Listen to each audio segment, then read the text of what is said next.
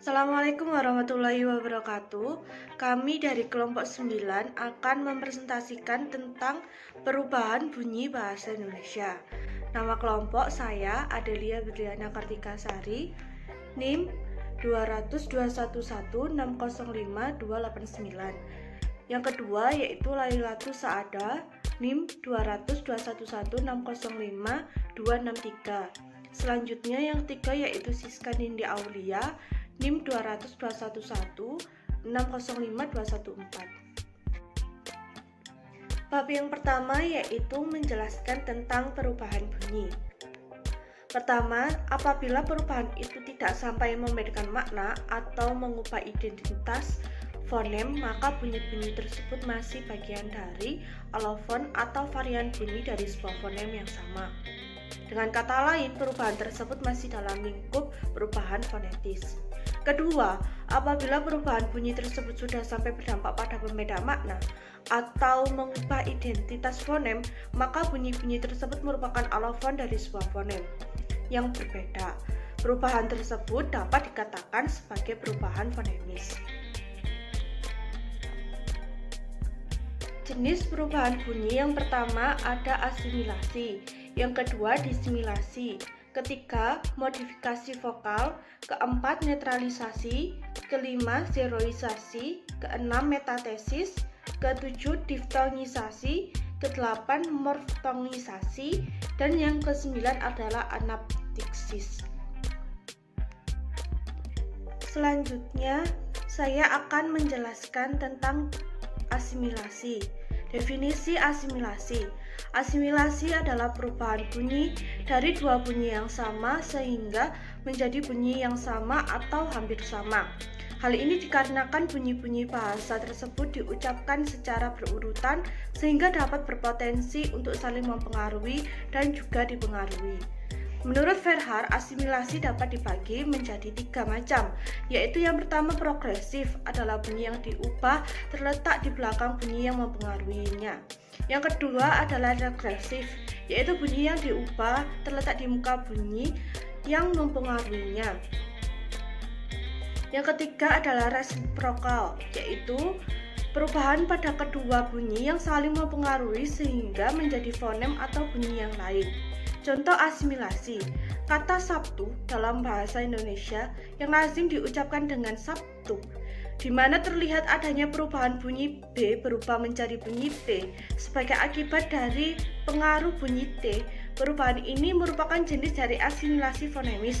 Akan tetapi, jenis asimilasi fonemis ini hanya berlaku untuk bahasa tertentu. Verhaar 2012-79. Materi selanjutnya akan dijelaskan oleh rekan saya yaitu Siska Nindi Aulia. Selanjutnya adalah definisi disimilasi. Disimilasi adalah perubahan bunyi dari bunyi yang sama atau mirip menjadi bunyi yang tidak sama atau berbeda. Dengan kata lain, disimilasi adalah kebalikan dari asimilasi. Contoh disimilasi pada kata belajar berasal dari gabungan prefiks ber dan bentuk dasar ajar. Seharusnya kata ini apabila digabungkan menjadi belajar. Akan tetapi, karena ada bunyi R, maka R yang pertama dalam kata tersebut diperbedakan atau diasimilasikan menjadi L, sehingga berubah menjadi kata belajar. Oleh karena itu, perubahan itu sudah menembus batas fonem R yang merupakan alofon dari fonem R. Maka perubahan tersebut dinamakan sebagai disimilasi fonemis. Selanjutnya definisi modifikasi vokal. Dari adanya pengaruh bunyi lain yang mengikutinya. Perubahan ini bisa dimasukkan ke dalam peristiwa. Asimilasi. Akan tetapi perubahan ini memiliki kasus yang khas, maka perlu dibedakan. Modifikasi vokal terbagi menjadi beberapa jenis, diantaranya yaitu yang pertama, umlaut atau metafoni adalah modifikasi atau perubahan vokal dari rendah ke tinggi oleh para linguis. Yang kedua, harmoni vokal atau keselarasan vokal adalah perubahan yang terjadi karena adanya pengaruh dari vokal yang lain pada silaba yang mengikutinya. Contoh modifikasi vokal yaitu pada kata balik diucapkan bali. Vokal I diucapkan rendah, akan tetapi ketika mendapatkan sufiks an sehingga menjadi kata balikan, bunyi I berubah menjadi tinggi. Pada kata balik, bunyi yang mengikutinya adalah hamzah atau glottal stop. Sedangkan pada kata balikan, 81 bunyi yang mengikutinya adalah dorso. Sedangkan pada kata balikan, 81 bunyi yang mengikutinya adalah dorso velarka. Karena perubahan dari I ke L masih dalam lingkup alofon dari satu fonem, maka perubahan tersebut disebut sebagai modifikasi vokal fonetis. Selanjutnya definisi netralisasi. Netralisasi adalah perubahan bunyi fonem sebagai akibat dari adanya pengaruh lingkungan. Contoh ilustrasi dengan cara pasangan minimal, paru dan baru. Bisa disimpulkan bahwa dalam bahasa Indonesia terdapat fonem P dan B. Dalam kondisi tertentu, pembeda antara P dan B bisa saja batal atau setidaknya bermasalah karena dijumpai bunyi yang sama. Misalnya fonem B pada kata lembab dan lembab, Sabtu dan Sabtu. Kedua bunyi tersebut tidak membedakan makna. Bunyi tersebut tidak merupakan alofon yang sama. Definisi zeroisasi. Zeroisasi adalah penghilangan bunyi bahasa Indonesia sebagai akibat upaya penghematan atau ekonomisasi pengucapan. Apabila diklasifikasikan, zeroisasi ini paling tidak ada 3 jenis, yaitu yang pertama, aferesis. Aferesis adalah proses penghilangan atau penanggalan satu atau lebih fonem pada awal kata. Misalnya, pada kata tetapi menjadi tapi, peppermint menjadi permen, upawasa menjadi puasa. Yang kedua, apokop. Apokop adalah proses penghilangan atau penanggalan satu atau lebih fonem pada akhir kata. Misalnya, presiden menjadi presiden, pelangit menjadi pelangi, pulaut menjadi pulau. Yang ketiga, sinkop. Sinkop adalah proses penghilangan atau penanggalan satu atau lebih fonem pada tengah kata. Misalnya, baharu menjadi baru, dahulu menjadi dulu, utpati menjadi upeti. Contoh zeroisasi dalam bahasa Indonesia sering dijumpai pemakaian kata tak atau ndak untuk tidak, tiada untuk tidak ada, gimana untuk bagaimana, tapi untuk tetapi. Padahal penghilangan beberapa fonem tersebut dianggap tidak baku oleh tata bahasa baku bahasa Indonesia.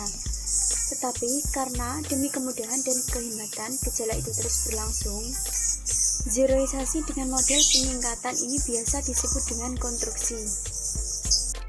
Materi selanjutnya akan dijelaskan oleh rekan saya, yaitu Lailatus Saadah. Baik, sebelumnya saya ucapkan terima kasih kepada rekan saya sebelumnya, yaitu Saudari Siska Ninja Aulia. Saya Lailatus Saadah, NIM 200211605263 akan melanjutkan penjelasan dari dua rekan saya sebelumnya. Selanjutnya yaitu akan membahas tentang metatesis. Apa itu metatesis? Metatesis adalah sebuah proses pengubahan urutan fonem yang terdapat dalam suatu kata atau perubahan urutan bunyi fonemis pada suatu kata. Hal ini menyebabkan adanya dua bentuk kata yang bersaing. Hanya ada beberapa kata saja yang bisa melakukan proses metatesis ini. Misalnya pada kata apus yang berubah menjadi usap, atau pada kata kerikil menjadi kelikir, pada kata jalur menjadi lajur, atau pada kata berantas menjadi bantras.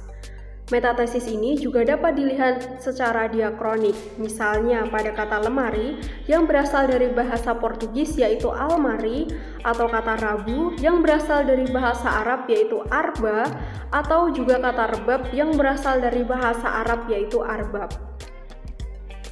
Selanjutnya yaitu diftongisasi. Diftongisasi adalah perubahan bunyi vokal tunggal atau yang biasa disebut sebagai monoftong menjadi dua bunyi vokal atau vokal rangkap yang biasa disebut dengan diftong secara berurutan. Perubahan dari vokal tunggal ke vokal rangkap ini masih diucapkan dalam satu puncak kenyaringan sehingga tetap dalam satu silaba. Misalnya kata anggota yang diucapkan dengan anggota atau kata sentosa yang diucapkan dengan sentausa. Perubahan-perubahan ini terjadi pada bunyi vokal tunggal O ke vokal rangkap AU, tetapi tetap dalam pengucapan satu bunyi puncak. Hal ini juga terjadi karena adanya upaya analogi penutur dalam rangka pemurnian bunyi pada kata tersebut. Bahkan dalam penulisannya pun juga disesuaikan dengan ucapannya, yaitu anggota dan sentausa. Contoh lain yaitu teladan yang berubah menjadi tauladan, di mana vokal E berubah menjadi AU, atau kata topan yang berubah menjadi taufan, di mana vokal O menjadi vokal AU. Selanjutnya yaitu monoftongisasi. Monoftongisasi adalah kebalikan dari diftongisasi, di mana monoftongisasi adalah perubahan dua bunyi vokal atau vokal rangkap yang biasa disebut sebagai diftong menjadi vokal tunggal atau monoftong. Hal ini terjadi karena sebab sikap untuk pemudahan pengucapan terhadap bunyi-bunyi diftong. Misalnya pada kata ramai yang diucapkan menjadi rame, atau pada kata petai yang diucapkan menjadi pete. Perubahan-perubahan ini terjadi pada bunyi vokal rangkap ai ke vokal tunggal e. Penulisannya pun disesuaikan dengan pengucapannya. Selanjutnya yaitu anaptiksis. Anaptiksis atau suara bakti adalah perubahan bunyi dengan jalan penambahan bunyi vokal tertentu di antara dua konsonan untuk memperlancar pengucapan. Bunyi yang biasa ditambahkan adalah bunyi vokal lemah. Di dalam bahasa Indonesia, bunyi vokal lemah ini terjadi yang di dalamnya terdapat dalam klaster dua konsonan berdampingan dalam satu kata. Misalnya, bunyi putra yang berubah menjadi putera atau serigala yang berubah menjadi serigala. Apabila dikelompokkan, anaptiksis ini bisa terbagi menjadi 3 jenis, yaitu protesis, epentesis, dan juga paragok. Apa itu protesis? Protesis adalah proses penambahan atau pembubuhan bunyi pada awal kata. Misalnya, kata mas menjadi emas, atau juga pada kata tik menjadi ketik. Lalu apa itu epentesis? Epentesis adalah penambahan atau pembubuhan bunyi pada tengah kata.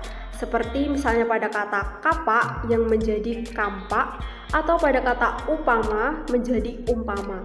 Dan yang terakhir adalah paragok. Paragok adalah proses penambahan atau pembubuhan bunyi pada akhir kata. Misalnya kata adi menjadi kata adik.